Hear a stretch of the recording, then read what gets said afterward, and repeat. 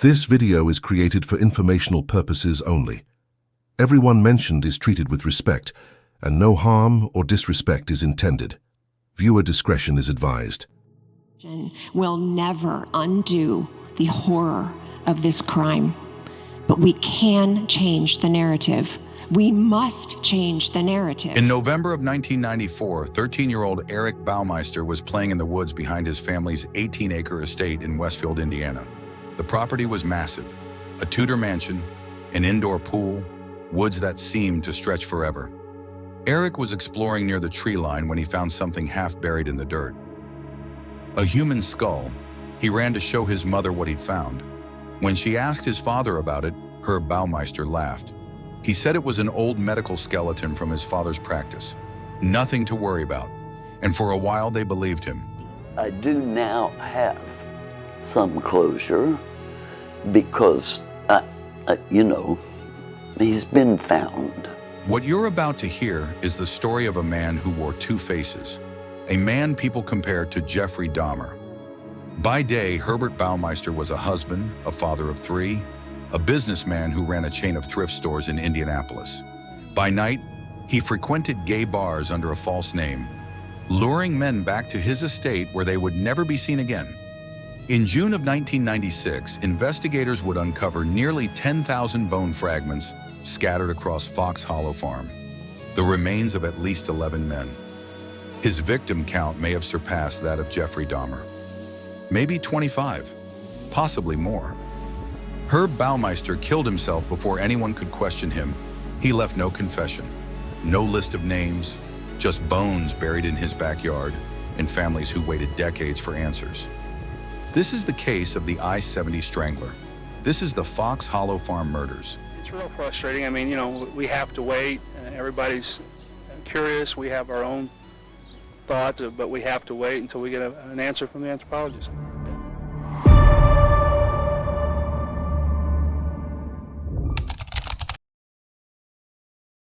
Herbert Richard Baumeister was born on April 7, 1947 in Indianapolis, Indiana. He was the oldest of four children. His father, Dr. Herbert E. Baumeister, was an anesthesiologist. His mother, Elizabeth, stayed home to raise the children.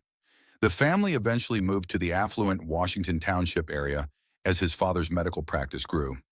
From the outside, it looked like a normal, upper-middle-class American family. But something was wrong with Herb. Friends who knew him in elementary school remembered a boy who was always a little different, a little off. He had an obsession with things that made other children uncomfortable. He would talk about death, about decay, about what human urine tasted like. He chased his friends around, begging them to let him drink their urine. At first, his friends thought it was a joke. Boys will be boys. But Herb kept escalating. One morning on his way to school, Herb found a dead crow on the side of the road. He picked it up, studied it, smelled the decay, reached out to touch the corpse. When he pushed down on the crow's belly, he could feel maggots moving around underneath the skin. When he pushed his fingers harder, they broke into the flesh. He could feel the bird's rotting insides. This aroused him in a way he'd never experienced before. He put the crow in his pocket. Later that day, when his teacher wasn't looking, he placed it on her desk. His classmates knew it was him, but nobody told. Then there was the urinating. Herb urinated on a teacher's desk. It wasn't an accident. It was deliberate. A pattern that would follow him into adulthood. His parents were alarmed. His father took him to see a psychiatrist. After extensive testing, Herb was diagnosed with schizophrenia and antisocial personality disorder. He was still a child. The diagnosis was serious, but there's no record he ever received treatment. Herb continued through high school. He maintained good grades, but socially he was an outcast. He didn't date. He didn't fit in. Friends from that time remember him withdrawing more and more into himself. In 1965, Herb enrolled at Indiana University in Bloomington. He dropped out after one semester. His father was frustrated and embarrassed. He used his connections to get Herb a job at the Indianapolis Star newspaper. Herb worked in the advertising department. Co-workers found him odd, hard to be around. One incident stood out. When co-workers invited Herb to a football game and offered to let him drive, he showed up in a hearse. They were horrified. He flashed the lights the entire way there, laughing as cars pulled over, thinking there was an emergency. In 1967, Herb enrolled at Indiana University again. This time, he stayed long enough to take a human anatomy class, and it was there that he met someone who would change the course of his life. Her name was Juliana Sider. Everyone called her Julie. She was a high school English teacher taking part-time classes at the university. She and Herb hit it off. They shared conservative political views. They both had entrepreneurial ambitions. They started dating. Herb saw this as his chance at a normal life. He stopped visiting gay bars. He focused all his energy on building a future with Julie. They married in November of 1971. 1 month later, in May of 1972, Herb's father had him committed to a psychiatric facility. The reason was listed as severe depression. Herb spent 2 months in the ward. Doctors there believed he suffered from schizophrenia and multiple personality disorder. Both conditions were poorly understood at the time. Herb refused to talk about his sexual orientation or his dark fantasies. The doctors remained uninformed about the full extent of his psychology. When Herb was released, something had shifted in him. The diagnosis gave him permission, in his own mind, to compartmentalize. He wasn't responsible for his desires. It was another personality, a different person. He returned home and, for the first time, was able to have a sexual relationship with his wife. Years later, Julie would admit they had sex only 6 times over their 25-year marriage. But it was enough. They had 3 children, Marie in 1979, Eric in 1981, Emily in 1984. In 1974, Herb got a job at the Indiana Bureau of Motor Vehicles. For a while, things seemed stable. He was described by supervisors as having a strong work ethic and high intelligence. He climbed the ranks. After 10 years, he was promoted to program director. But Herb's behavior at work grew increasingly strange. Co-workers noticed he had a bizarre sense of humor. He would make jokes that crossed lines. Then came the urinating again. Herb urinated on his boss's desk. Repeatedly. His boss suspected it was Herb, but didn't have proof. He didn't want to fire him without evidence. He didn't want a wrongful termination lawsuit, so he tolerated it. He came into work every day to find his desk covered in urine. Then one day, Herb urinated on a letter that was sitting on the desk. A letter addressed to Indiana Governor Robert D. Orr. That was too far. In 1985, Herb was fired. He was given a choice: leave quietly or have his behavior made public. Herb left quietly. The shame would have been unbearable for his family. That same year, Herb was charged with hit and run while intoxicated. The charges were dropped. In 1986, he was charged with auto theft and conspiracy to commit theft. Those charges were also dropped. Around this time, Herb's father died. The loss seemed to push Herb in a new direction. He took a job at a thrift store and realized he had a talent for retail. He saw an opportunity. In 1988, Herb borrowed $4,000 from his mother and opened his own thrift store called Save-A-Lot. It was organized, clean, well-stocked. The store did well. Within a year, Herb and Julie opened a second location. They hired managers to handle day-to-day operations. The business was backed by the Children's Bureau of Indianapolis, a charity that supported local families. The Baumeisters gave a percentage of their profits in exchange for credibility and promotional support. Money was coming in. Around 1991, Herb and Julie purchased something extraordinary: an 18-acre estate in Westfield called Fox Hollow Farm. The property had a Tudor-style mansion built in 1978. It had an indoor pool, sprawling woods, total privacy. It looked like the American dream. But while Julie focused on their business and raising their children, Herb was living a secret life. He returned to the gay bars of downtown Indianapolis. He started using cocaine. It boosted his confidence. And he started introducing himself by a different name, Brian Smart. The missing person investigation was handled by the law enforcement officer. Took the report for 72 hours, and then it might go in detectives. It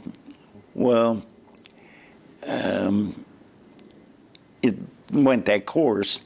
When it finally got into Mary Wilson, it took a little while, not long, but a little while to convince Mary Wilson that it was more than just missing people. By the early 1990s, young men were disappearing from Indianapolis. They were primarily gay men in their 20s and 30s. They vanished from the same 4-block radius downtown. All had been seen at popular bars like the 501 Club or near the Vogue Theater in Broad Ripple. They left with someone, and then they were gone. In 1994, the Indianapolis Police Department and Marion County Sheriff's Department officially opened an investigation. That same year, a private investigator named Virgil Vandegrift got a call. A woman hired him to find her son, Alan Broussard, who had gone missing on June 6, 1994. He was 28 years old, last seen at a gay bar called Brothers. A few weeks later, Vandegrift got another call. Another mother. Her son, Roger Goodlett, had disappeared on July 22, 1994. He was 33 years old. He'd spent the day helping his mother assemble a bench, then went home to play with his new kitten before heading out to a bar. He never came home. Vandegrift posted missing persons flyers in gay bars across the city. He talked to regulars. He learned that someone had seen Roger getting into a blue car with Ohio license plates. Then Vandegrift got a call that would break the case wide open. Communications. One of the secrets to any investigation is communicating. If you don't communicate with the people, whether it's gay community or prostitutions or whatever, you have to establish rapport in that community, and you have to be able to establish communications. Going out to the gay bars and having people there, communicating with them and building up the trust so that they will open up to communicate with you. I think that's the secret to really any investigation. And so we were successful almost immediately in coming up with informants. A man named Tony Harris walked into his office. Harris said he had encountered the person responsible for the missing men. He explained that he'd been at a gay bar when he met a man named Brian Smart. Brian was well-dressed, charming, in his late 40s, but Harris noticed something strange. Brian kept staring at a poster on the wall, a missing persons poster. It was Roger Goodlett, Tony Harris's friend. When Harris asked if he knew Roger, Brian became evasive. Despite this, Brian invited Harris back to his house. He said he was a landscaper from Ohio, temporarily staying at a mansion while the family was away. The house had an indoor pool, he said. Harris accepted. They drove to a large Tudor house in the suburbs. Harris swam in the pool for a while. Then Brian asked if Harris wanted to try autoerotic asphyxiation, the act of cutting off air supply for sexual arousal. Harris agreed. He choked Brian first while he masturbated. Then it was Harris's turn. Brian wrapped a pool hose around Harris's neck. He began to squeeze. Harris couldn't breathe. Brian didn't stop. Harris felt himself losing consciousness. In desperation, he went limp. He pretended to pass out. It worked. Brian released his grip.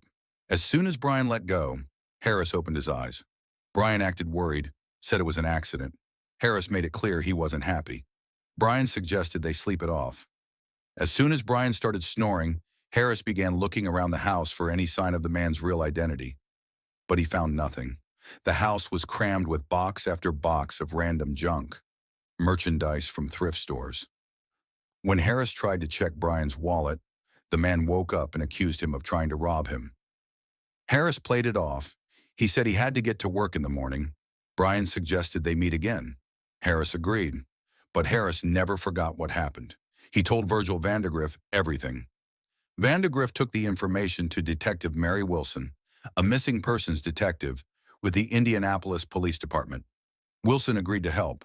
They drove Tony Harris around the nicer areas of town, looking for houses that matched his description, but they never found it. The property was too secluded. Months passed. Then, in the summer of 1995, Tony Harris was back at a gay bar. He saw him, Brian Smart. Harris followed him to the parking lot and wrote down his license plate number. He gave it to Detective Wilson. She ran the plates. The car was registered to Herbert Baumeister. Detective Mary Wilson went to Fox Hollow Farm. The description matched. A large Tudor house, 18 acres, an indoor pool. In November 1995, Wilson went to the Save-A-Lot store where Herb worked. She asked him if he owned a blue Buick. He said yes. Then she told him why she was there. She said a young man had identified him as the person who attempted to strangle him to death at Fox Hollow Farm. She began listing off names. Missing gay men from the Indianapolis area. Herb denied everything. Wilson asked if they could search his property. Herb said no. As soon as Detective Wilson left the store, Herb called Julie. He told her the police thought he may have purchased stolen goods. He said they wanted to search the house. He told her that if they came by, she needed to tell them no. Julie didn't understand why it mattered. Herb snapped at her. He told her to shut up and listen. Tell them no. Julie agreed. When Detective Wilson arrived at Fox Hollow Farm and asked Julie for permission to search, Julie repeated what her husband had told her. No. Wilson looked at Julie carefully. She said she wasn't there about stolen goods. She was there about a string of murders. She believed Herb had committed them. Julie was horrified. She remembered the skull her son had found. But she stayed loyal to her husband. Wilson gave Julie her card and told her to call if she thought of anything. When Herb came home, his paranoia went through the roof. He refused to leave the house. He stood at the windows for hours, watching to see if anyone was surveilling them. Julie couldn't take it anymore. She suggested that Herb go stay at his mother's house to get away for a while. Herb agreed, but he didn't go to his mother's house. He saw this as an opportunity to run. The same day Herb left, Julie filed for divorce. Then she called Detective Wilson. She told her about the skeleton her son had found in November of 1994. She gave permission to search the property. On June 24, 1996, investigators began searching Fox Hollow Farm. They found human remains almost immediately. Bones, bone fragments, thousands of them. It took 3 days to search the property. When they were finished, investigators believed they had found the remains of at least 11 different men. They also found handcuffs, shotgun shells, and in the pool room, a hidden video camera installed in an air vent. It's believed Herb videotaped his murders, but no tapes were ever found in the house. While police were excavating his property, Herb was on the run. He stayed hidden for days. He drove north into Canada. On June 29, 1996, a Canadian trooper saw a man sleeping in a car parked near a bridge in Ontario. The trooper knocked on the window and told him to move along. The trooper would later say there was a box of videotapes on the passenger seat. It's believed Herb stopped somewhere and threw those tapes into a body of water. He drove to Pinery Provincial Park in Grand Bend, Ontario. There, he wrote a 3-page suicide note. In it, he blamed his failed marriage and his failed business for his decision to end his life. At no point in the note did he admit to the murders. At no point did he mention his sexual orientation. Then Herbert Baumeister put a gun to his forehead and pulled the trigger. He was 49 years old. His body was found on July 3, 1996. Herb died without ever being arrested, without ever confessing, without ever giving families the closure they deserved. Back at Fox Hollow Farm, investigators were piecing together the evidence. Nearly 10,000 bone fragments. Most had been burned, crushed, scattered across the property. Forensic teams worked for months to catalog everything. By September 1996, they had identified 4 victims using dental records. Richard Hamilton, 20 years old, Manuel Resendez, 25 years old, Stephen Hale, 26 years old, Roger Goodlett, 33 years old. Over the next few years, 4 more men were identified. Jeffrey Jones, 31 years old, Johnny Bayer, 20 years old, Alan Broussard, 28 years old, Michael Kern, 45 years old, 8 men total. But there were thousands of bones left, bones that belonged to at least 3 more people, maybe more. And then the identification stopped. Hamilton County officials decided not to fund additional DNA testing. The cost of continuing the investigation would have fallen on the families of the missing. The bones sat in boxes at the University of Indianapolis Human Identification Center for decades. In late 2022, a man named Eric Pranger sent a Facebook message to Jeff Jellison, who was about to take office as Hamilton County Coroner. Pranger's older cousin, Alan Livingston, had disappeared in August 1993. He was 27 years old. He was last seen getting into someone else's car in downtown Indianapolis. Alan was bisexual. After hearing about Herb Baumeister 3 years later, His mother, Sharon Livingston, believed her son was among the dead, but she had no proof. Eric Pranger asked Jellison if he could help. Sharon Livingston was his aunt. She was in poor health. She wanted answers before she died. Jellison said yes. He began working with a team that included the Indiana State Police, the FBI, the University of Indianapolis Human Identification Center, and a private company specializing in forensic genetic genealogy. In October 2023, Jellison made an announcement. A ninth victim had been identified. Alan Livingston. Sharon Livingston finally had her answer. She died in November 2024, 1 month after learning what happened to her son. In April 2024, a 10th victim was identified, Daniel Thomas Halloran. He was born in 1972. His mother, father, and brother were all dead. Investigators didn't even know he had a daughter until late in the investigation. Her name is Coral. She was a toddler when her father disappeared in the early 1990s. She never knew him. The identification efforts are ongoing. Hamilton County Coroner Jeff Jellison said about 40 DNA samples have been submitted by people who believe a missing relative may have been killed by Baumeister. So far, 12 DNA profiles have been extracted from the remains. 10 have been identified. 2 remain unknown. 2 additional samples are still undergoing testing. Jellison has partnered with GenGenies, a nonprofit investigative genetic genealogy firm. 8 volunteers are working the case for free. They're piecing together genetic puzzles, one bone fragment at a time. Most of the bones were crushed and burned. The damage reduces their potential to yield usable DNA. But forensic scientists are hopeful. They're holding back fragments that are in poor condition, waiting for future technologies that might unlock their secrets. Jellison estimates the work could take several more years to complete. He's asking families across the United States to come forward.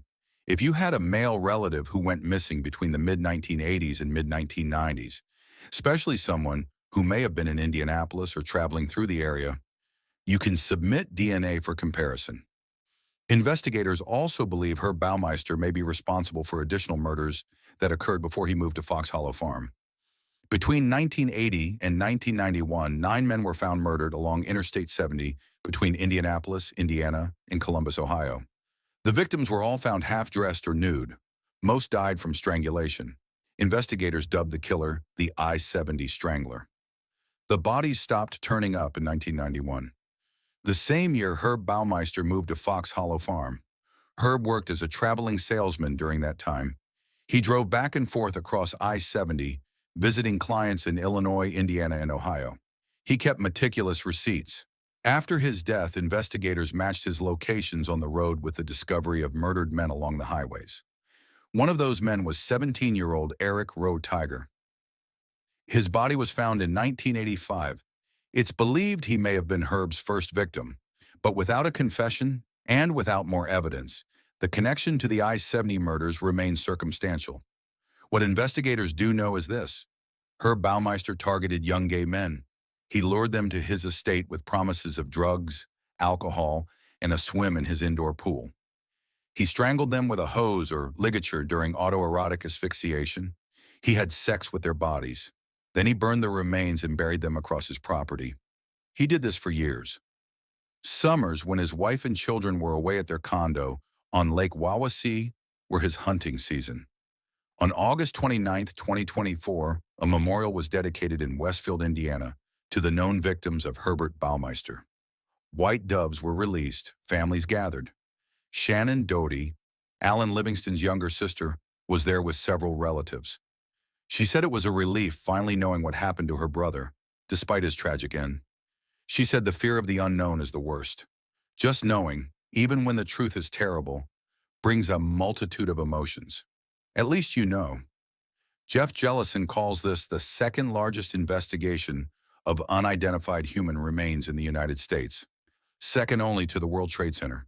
He continues to push for identifications. He continues to ask families to come forward, because every bone fragment represents someone's son, someone's brother, someone's father. Herbert Baumeister was never arrested, never tried, never convicted. He died by his own hand, taking with him the full truth of what he did. But forensic science is bringing names back to the victims he tried to erase. The identifications are slow, painstaking, but they continue. As of now, at least 10 men have been officially identified. Investigators believe the total number of victims could be 25 or more. How many were really buried at Fox Hollow Farm? We may never know the full answer, but we know their names: Jeffrey Jones, Richard Hamilton, Manuel Resendez, Stephen Hale, Roger Goodlett, Johnny Byer, Alan Broussard, Michael Kieran, Alan Livingston, Daniel Halloran, and more are still being identified. There is a question people ask about cases like this. Can someone be born evil?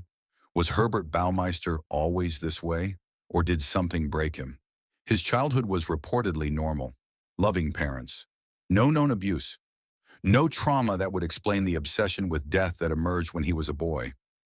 The fascination with decay, the urinating on desks, the dead crow, the diagnosis of schizophrenia and antisocial personality disorder.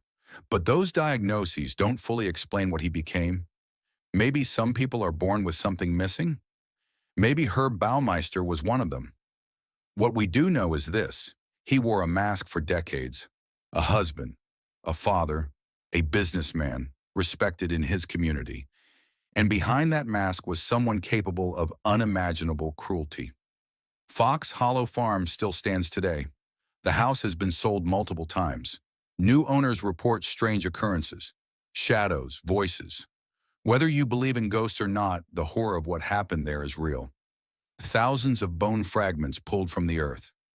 Families who waited decades for answers. And a man who built a perfect life on top of a graveyard. If you have information about a missing relative who may have been in the Indianapolis area between the mid-1980s and mid-1990s, contact the Hamilton County Coroner's Office.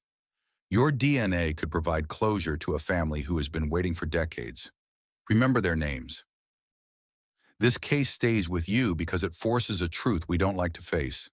Monsters don't come from horror movies. They don't live under beds. They live in mansions. They run businesses. They raise families. They shake your hand in the grocery store. They hide in plain sight. Herbert Baumeister was one of them. And the only reason we know that is because one man, Tony Harris, refused to stay silent. One detective, Mary Wilson, refused to give up. And one mother, Julie Baumeister, finally chose the truth over loyalty. The Fox Hollow Farm murders remind us that evil rarely looks evil. It looks ordinary. It looks harmless. It looks like someone you would never suspect. And that's what makes this case truly terrifying. This is the story of the I-70 Strangler. This is the story of the family still waiting for answers.